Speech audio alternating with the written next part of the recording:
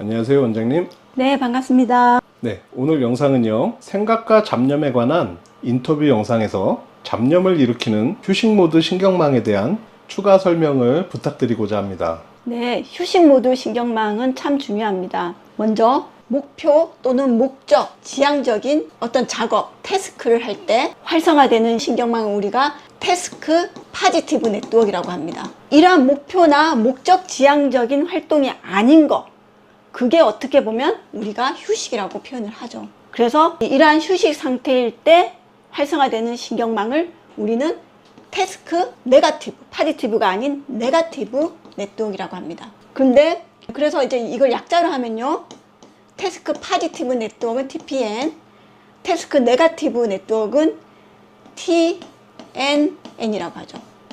근데 보통 작업을 하지 않을 때 우리가 휴식 상태라고 표현을 하기 때문에 이걸 Rest State Network이라고도 합니다. RSN이라고도 하고요. 그리고 이런 상태가 기본이 아니겠느냐 해서 디폴트 모드 네트워크라고도 합니다. 이게 다 같은 말인데요.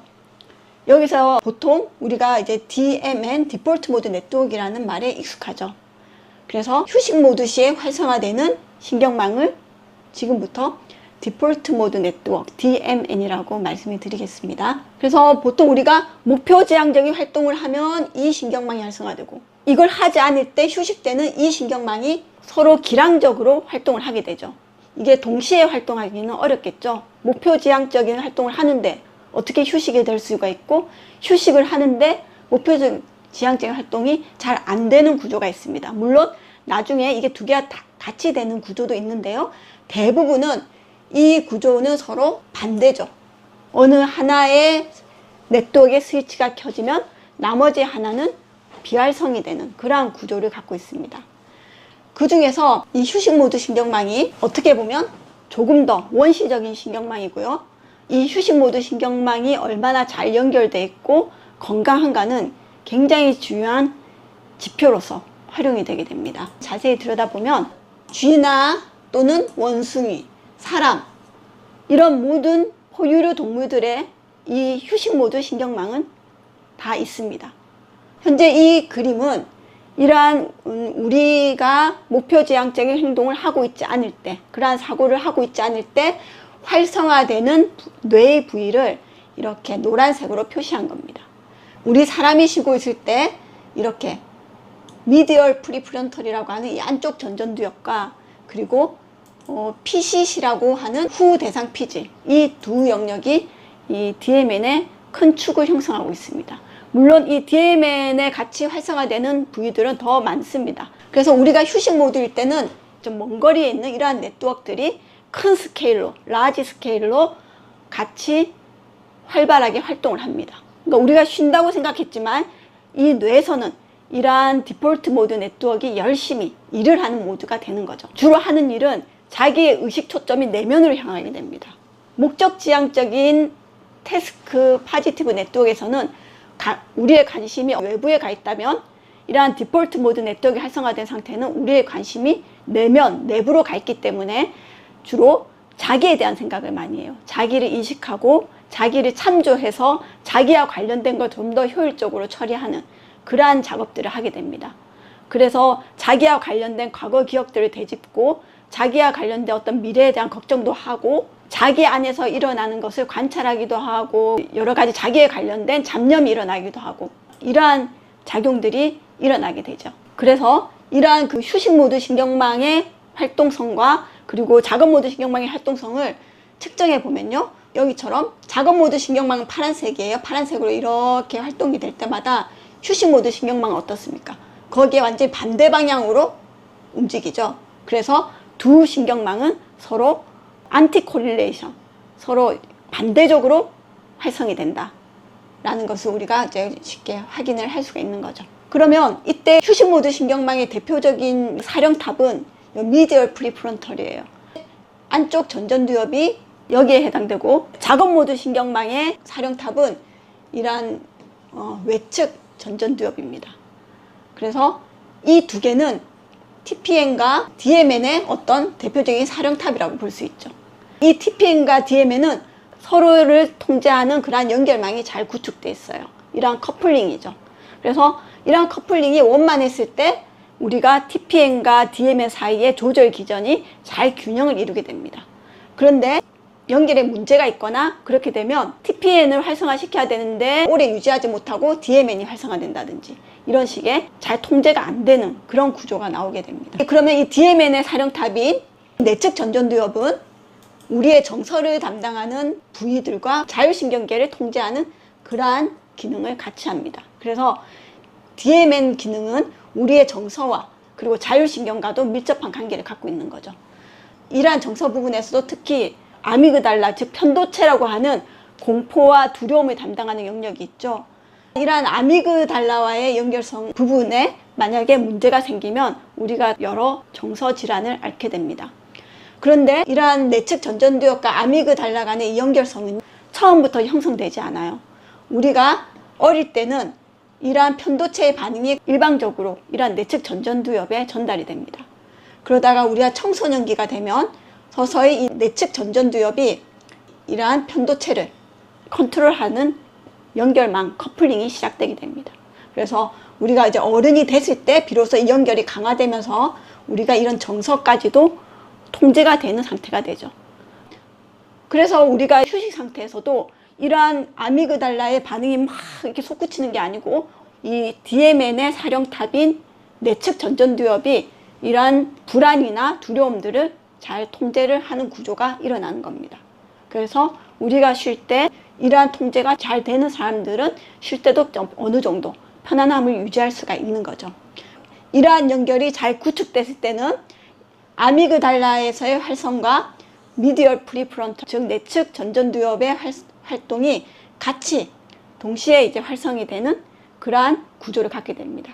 즉 협조해서 함께 움직이는 오케스트라의 형태로서 원활한 활동을 하게 된다는 거죠. 원장님, 네. 그렇다면 휴식 모드 신경망 기능이 저하되면 어떤 일이 발생될까요? 네. 어떠한 기능이 저하된다는 것은 연결성에 어떠한 문제가 생겼다는 걸 보통 의미하게 됩니다.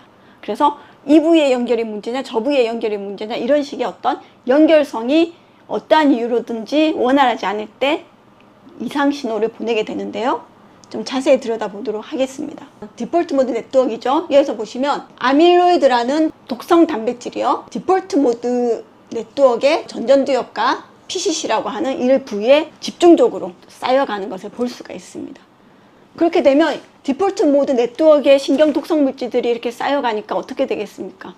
그 부분에 대해서 신경세포들의 연결이 끊어지니까 그 부분이 위축되게 됩니다. 쪼그라드는 거죠. 그리고 그 부분에 대사 활동이 원활하지 않게 됩니다. 그래서 일종의 휴식 모드 신경망의 연결이 엉망이 되는 거죠. 제 기능을 못하는 겁니다. 그래서 그 신경망 자체가 불안정해지기도 하고 그리고 느려지기도 하는 기능 이상을 보이게 되는 거죠. 결국은 우리가 인지 기능에 문제가 크게 생기는 치매 증상이 나타나게 되는 거죠. 비단 이러한 독성 물질들이 아밀로이드만 있는 게 아니고요. 농약 같은 이러한 신경 독성 물질도 이러한 휴식 모드 신경망에 영향을 미치게 되면 마찬가지로 인지 기능에 문제를 일으키게 되고요. 그리고 마취 독성 물질이 또 이러한 휴식 모드 신경망에 영향을 크게 미친다고 알려져 있습니다. 그런 경우에도 우리가 선망이라든지 이러한 인지 기능에 문제가 생기는 상태에 이르게 됩니다. 구체적으로 이러한 휴식 모드 신경망의 이런 부위들을요, 조금 세분화해서 질병과의 관계성을 살펴봤습니다. 그래서 이런 내측 전전두엽과 PCC 영역을 좀 더 색깔별로 세분화해서 이 부분이 잘못되면 어떤 질환이 유발되고 특히 이 부분이 잘못되면 어떤 질환이 유발되는지 조금 구체적으로 들여다본 거죠. 이러한 부분이 이제 연결이 원만하지 않다는 거죠. 예, 이러한 부분에 있어서 연결 이상이 있을 때 어떤 식의 질병들이 생기는지를 조사한 결과입니다. 지금 보시는 것처럼 이 부위 전체가 문제가 있으면 이 알츠하이머, 치매에 해당되고요. 스모킹, 이렇게 담배 중독이라든지 여러 가지 중독 현상이 있지 않습니까? 약물 중독, 이런 중독들에 있어서도 이러한 휴식 모드 신경망의 변형이 일어나는 것으로 보고가 되고 있습니다. 그 외에도 자폐나 ADHD, 조현병, 우울증 이런 것들에 대해서도 휴식 모드 신경망의 변형이 관련됐다는 보고들이 계속 나오고 있습니다. 휴식 모드 신경망이 건강한 연결을 갖지 않고 변형이 일어나게 되면 이러한 인지 프로세스에도 부정적인 영향을 미치는 것으로 알려졌는데요. 특히 여기서 보시면 우리가 인지 프로세스에는 여러 가지가 있죠. 우리가 자각을 한다든지 또는 언어를 말한다든지 또는 어떠한 수학적인 계산을 한다든지 또는 학습을 한다든지 이런 식의 여러 가지 기능이 있습니다. 특히 이러한 휴식 모드 신경망에 변형이 되어지면 이런 기억 부분에 크게 문제가 생기고요. 그리고 이러한 자각 부분에 크게 문제가 생깁니다. 물론 이제 다른 영역들에도 다 전반적으로 조금씩 문제를 다 일으키긴 하지만 대표적으로 크게 문제를 일으키는 인지 기능의 영역들이 이렇습니다. 따라서 우리가 휴식 모드 신경망이 이상이 있으면 휴식에만 문제가 생기겠다 이렇게 착각할 수가 있는데요. 휴식 모드 신경망은 어떻게 보면 최근에 발달된 작업 모드 신경망보다 훨씬 더 큰 역할을 하고 있는 신경망입니다. 더 기질적인 기관이고요. 그래서 이러한 부분에 문제가 생기게 되면 전반적인 정서와 인지 문제들을 야기하기 때문에 우리가 휴식 상태의 우리의 신경망을 건강하게 만드는 것이 매우 중요한 주제입니다. 자, 그렇다면 우리가 휴식 상태일 때 너무 과하게 잡념이 많이 떠오른다. 이런 경우는 휴식 모드 신경망이 내측 전전두엽의 통제를 받고 있지 않고 또 태스크 파지티브 네트워크와의 연결에 있어서도 문제가 있고 이러한 문제일 수 있기 때문에 우리가 집중을 개발해서 이러한 연결들을 좀 강화시키고 그리고 메타 자각을 개발해서 이 휴식 모드 신경망에서도 자기 중심적으로 판단해서 잡념을 일으키는 그러한 영역들을 이렇게 좀 더 두 단계로 이렇게 통제를 할 수 있는 구조가 잘 이어지게 되면 편안하게 휴식을 취할 수가 있게 됩니다. 네, 잡념을 일으키는 휴식 모드 신경망에 대해서 다시 한번 배워볼 수 있는 유익하고 흥미로운 시간이었습니다. 원장님, 감사합니다. 네, 감사합니다. 최정미의 뇌과학은 네이버 카페에 지식 공유에 도움이 될 만한 관련 자료들을 업로드하고 있습니다. 참고해 주시고요. 오늘도 건강하고 행복하시길 바랍니다.